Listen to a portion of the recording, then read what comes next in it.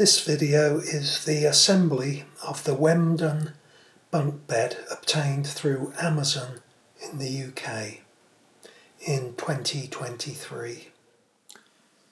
Right, here are the two boxes as delivered, just opened up, and they've arrived in fairly good condition. There was some damage to the end of the boxes, but we've got away with only a couple of dings on bits, and I'm hoping that I can arrange for those bits to go back against the wall when the beds are built up. So not overly worried about that at this stage. Other than that, the quality looks fairly good. I found one part I could see straight away had got an in-factory repair where they've just scobbed a bit of filler in and painted over it. But generally speaking, I'm quite happy with the quality of the product as I open the boxes. Another thing to note is that there's numbers that correspond with the diagram are stamped on the ends of each of the parts. So that's a nice touch, and that's certainly going to help on the assembly. Here's the box with all the fittings in, and I was saying there's 335 parts and all the metal fasteners there. It feels like about a kilo weight of fasteners alone. Here's the instruction sheet.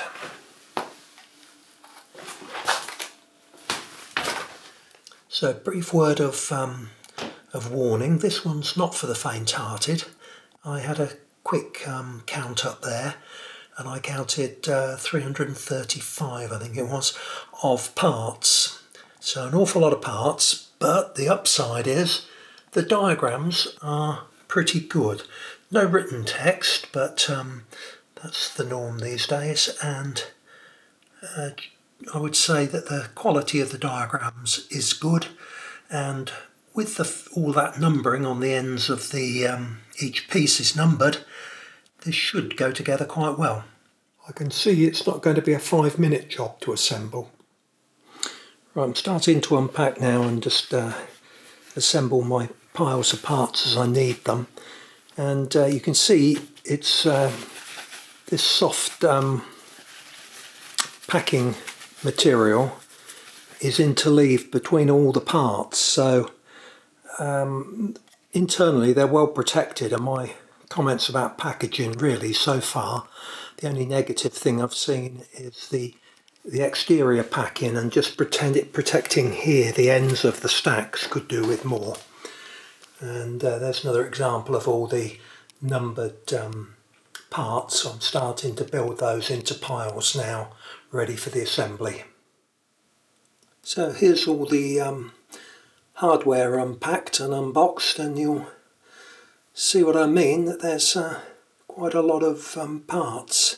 I think it's 134 of these smaller dowels for one thing, but you know, that's all a good thing as far as I'm concerned. It'll hopefully make the bed frames quite sturdy. I'm going to choose to, where possible on the end frames,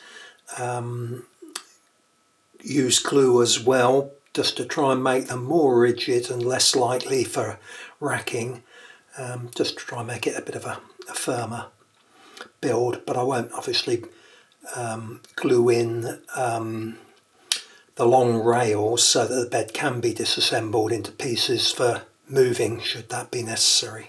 So here I am going on with the assembly. I'm just putting a drop of glue on the end.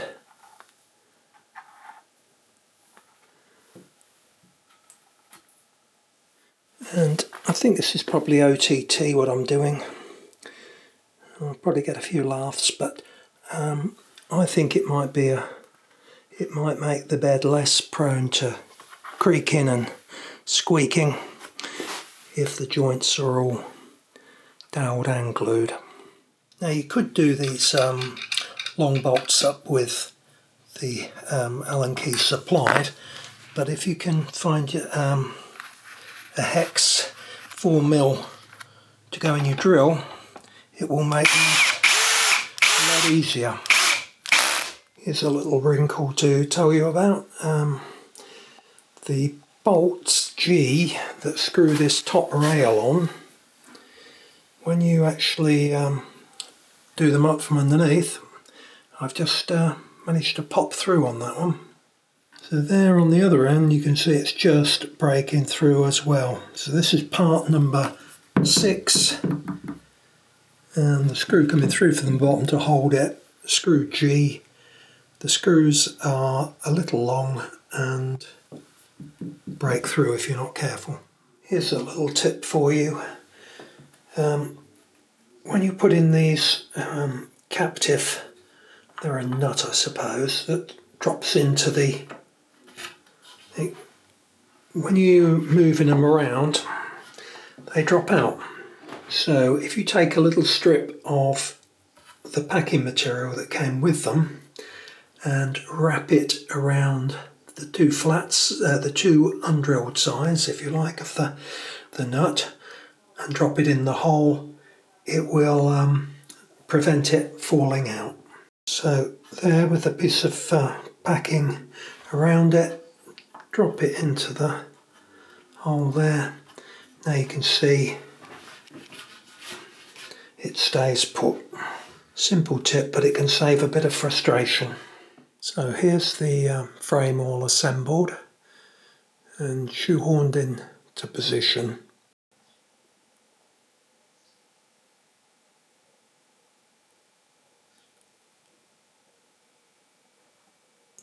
Overall, I would say that the build quality is good. It certainly feels very sturdy.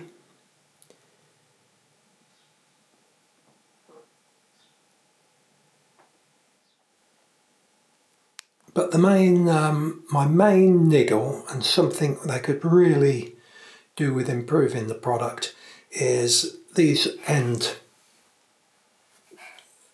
of the rails. I appreciate that because they want to give you the option to have the ladder on the left or on the right, they can't finish both ends of or one end of the rails to give you a nice finished edge. But they could give you a small piece of white iron-on melamine just to blank off these edges. I think that's what I'm going to do. Find a bit of white melamine iron-on tape and finish it myself. Overall thoughts are that these bunks actually represent reasonable value for money, and despite the 325 or was it 335 parts, a huge number of parts anyway, it was relatively simple. Few issues with the diagrams, which I'll just quickly run over to help anybody else that's building one and going to struggle. But yeah, I'll give this a thumbs up. Here they're shown 2 and 1, and when you come down to the blow-up assembly, it's 1 and 2 and 1 and 2. There's a bit confusing. There's I've marked them with a cross there, and if you can pick it up, there and there. The bottom hole isn't present. There is just the one hole, so you could be rotating round on that one, wondering why you can't find it. Well, it isn't there.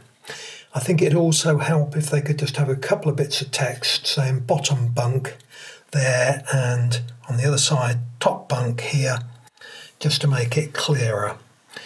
On this diagram, I don't know if the camera will pick them up, but there were a couple of holes that are missing, so there should be a couple of holes showing there and another one down at the bottom, and that would help you orientate yourself as you're rotating these legs around, trying to find where they go. We'll flip over again. It would just help to have bottom bunk written there on that part of the diagram. item 4, and top bunk written over here. It would just help on number 6.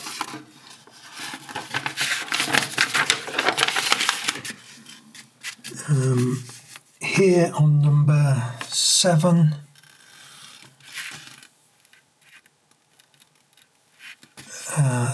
the holes that are shown on the bottom are wrong. The holes for fixing the 2 bunks when they're stood one on top of the other, they're on the inside. I'll just go over to the belt bunk and show that as well. Other than that, diagrams are pretty good and certainly helpful. So they're the 2 holes that I was talking about that are missing on the diagram. They're on the top and bottom bunk just to link, and there's a large dowel going through at that point. So if I get hold of it and try and manhandle it, it really is quite sturdy. And if there are any issues, I would fix through the back rails into the wall. Here's a bit of a shocker. This is how the mattresses that are supplied with this bed arrive. I've never seen mattresses rolled up like this before, apart from memory foam mattresses, and these actually are spring mattresses, so quite how usable and useful they're going to be, I don't know. But I'll open one up now and we'll see how it goes. Well, I followed the instructions and unrolled the outer cover from the mattress and rolled it out. And it's now creaking and hissing as the air is going into the mattress, and all the springs are sorting themselves out.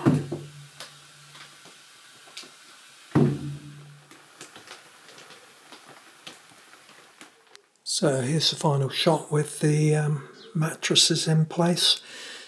We've got foam toppers to go on these mattresses already, and I would think that they're going to be much more comfortable if you do put a foam topper on them.